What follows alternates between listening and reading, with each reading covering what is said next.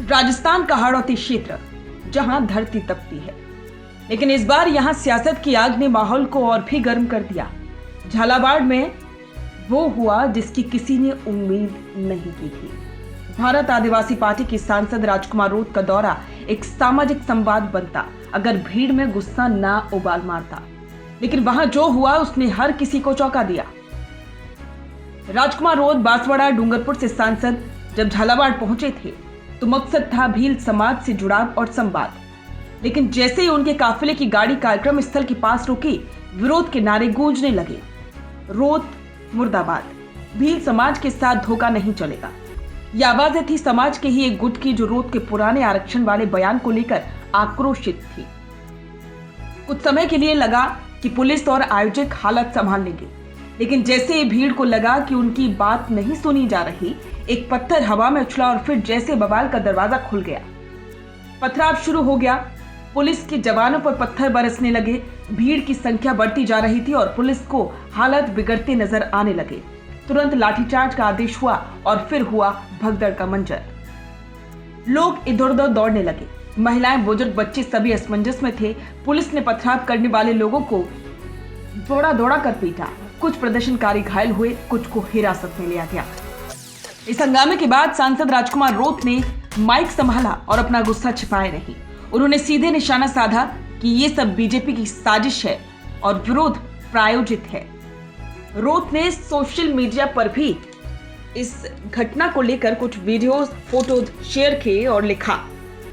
झालावाड़ घटना को लेकर कुछ चैनलों पर खबर चलती रही कि भील समाज के गुटों में आपसी भिड़ंत। ये खबर बिल्कुल गलत है।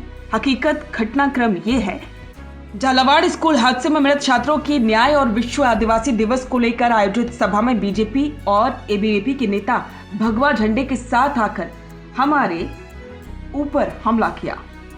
बीजेपी नेता स्कूल हादसे में मरे छात्रों को न्याय तो नहीं देना चाहते हैं, लेकिन जो न्याय के लिए आवाज उठाते हैं उनके साथ भगवा धारण करके गुंडागर्दी पर उतर आ रही हैं। भील समुदाय के दो गुट नहीं भिड़े, भील और बीजेपी के कार्यकर्ता भिड़े हैं। राजकुमार रोत के इस पोस्ट पर कई तरह की कमेंट्स आ रही हैं।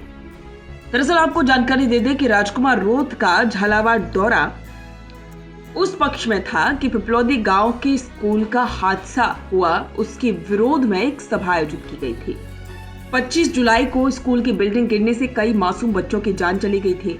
इस दर्दनाक हादसे को लेकर सांसद रोत पहले ही लोकसभा में गरज चुके थे, लेकिन झालावाड़ में उन्होंने साफ कहा कि बीजेपी सरकार की घोर लापरवाही है।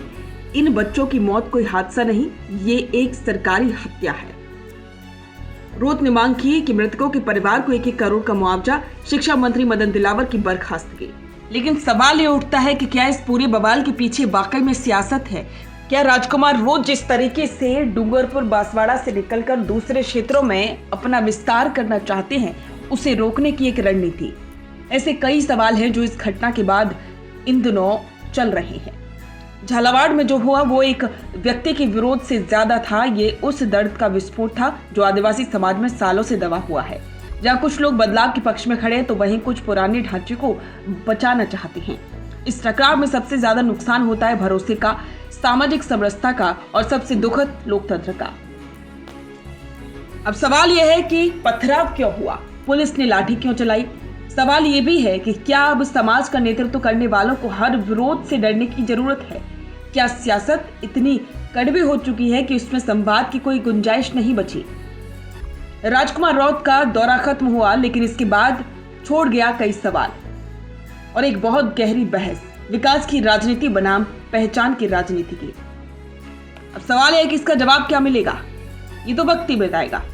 लेकिन जो आवाजें झालावाड़ में उठी वो अब सिर्फ राजस्थानी नहीं बल्कि पूरे देश में गूंज रही हैं। झालावाड़ पूर्व मुख्यमंत्री वसुंधरा राजे का क्षेत्र है और ऐसे में राजकुमार रोत के लिए वहां पर जमीन तलाशना बहुत मुश्किल है। अब देखना होगा कि आगे इसका असर क्या होगा।